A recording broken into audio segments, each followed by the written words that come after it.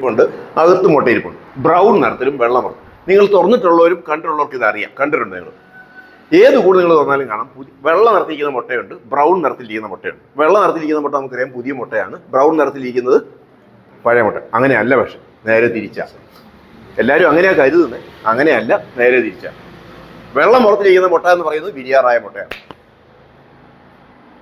അതിനെ നമുക്ക് എങ്ങനെ ശാസ്ത്രീയമായിട്ട് അറിയാം? തൊട്ട് നോക്കിയാൽ അറിയാം, ഒട്ടലുണ്ടാവില്ല.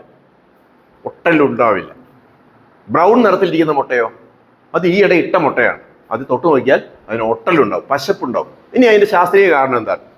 തേനീച്ച മുട്ടയിടുന്നത് മെഴുകും പശയും ചേർന്ന മിശ്രിതം കൊണ്ടുള്ള കപ്പിനകത്താണ് മുട്ടയിടുന്നത്. വേലക്കാരി ചെയ്യുന്ന കപ്പ് പോലെ ഉണ്ടാകും. അതിന് ഞങ്ങൾ പറയുന്നത് എന്താ പറയുക, കോളാർ സ്റ്റേജ് എന്ന് പറയും. കഴുത്തൊപ്പം പനയുടെ വക്ക് വരെ പണിത് ഇങ്ങനെ ആക്കി കഴിയുമ്പോൾ റാണി വന്ന് അതിനകത്ത് നോക്കും. ഇപ്പോൾ വേലക്കാരി ആ കപ്പ് വരെ ആയിക്കഴിഞ്ഞാൽ അതിനകത്ത് ഭക്ഷണം നിറയ്ക്കും. തേനും പൂമ്പടിയും റോയൽ ജെല്ലി അതിനകത്ത് നിറച്ചു വെക്കും. അപ്പോൾ റാണി വന്ന് അതിനകത്ത് നോക്കുമ്പോൾ അതിന് തോന്നി ഓക്കെയാണ് എന്ന് വേണ്ട, അതിനകത്ത് അതിൻ്റെ പിൻഭാഗം അങ്ങ് തിരിച്ചൊരു മുട്ട അങ്ങ് ഇടും. ഇട്ട് കഴിഞ്ഞാൽ ഉടനെ അതിനെ ഒന്ന് അടച്ചു വെക്കും വേറൊരു വേലക്കാരി ചോറ്റയ്ക്ക്. ഇതിന് നമ്മൾ മാസീവ് പ്രൊവിഷനിങ് എന്ന് പറയണം. ഒറ്റത്തവണ തീറ്റ കൊടുക്കുന്ന രീതിയാണ്. വൻതേനീച്ചയിൽ അങ്ങനെയല്ല, അത് പ്രത്യേകം അറിഞ്ഞിരിക്കണം. വൻതേനീച്ചയിൽ എപ്പോഴും അറ തുറന്നായിരിക്കും.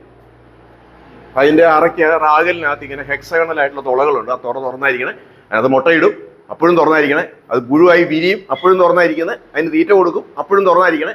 അത് തീറ്റ തിന്ന് ലാർവ വളർന്ന് അത് സമാധി ദശയിലേക്ക്, പ്യൂപ്പൽ ദശയിലേക്ക് കടക്കുമ്പോഴേ അടയ്ക്കും. അതുവരെ തുറന്നായിരിക്കും. ചെറുതേനീച്ചയും വൻതേനീച്ചയും തമ്മിലുള്ള അടിസ്ഥാനപരമായൊരു വ്യത്യാസമാണ്.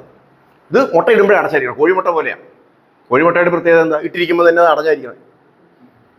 21 ദിവസം കഴിയുമ്പോഴേ അതിന് വിരിയുള്ളൂ. 21 ദിവസത്തേക്ക് വേണ്ട മുഴുവൻ ഭക്ഷണവും മുട്ടയ്ക്കകത്തുണ്ട്. ഇത് തന്നെ ചെറുതേനീച്ചയിലും.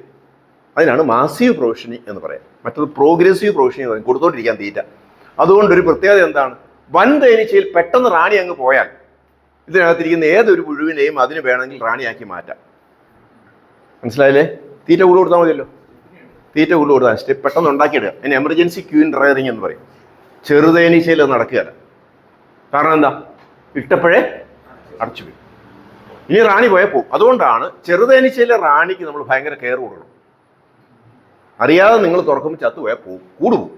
അതുകൊണ്ടാണ് എന്ന് പറയുന്നത്. ഈ രണ്ട് വ്യത്യാസവും നമ്മൾ അറിഞ്ഞിരിക്കണം.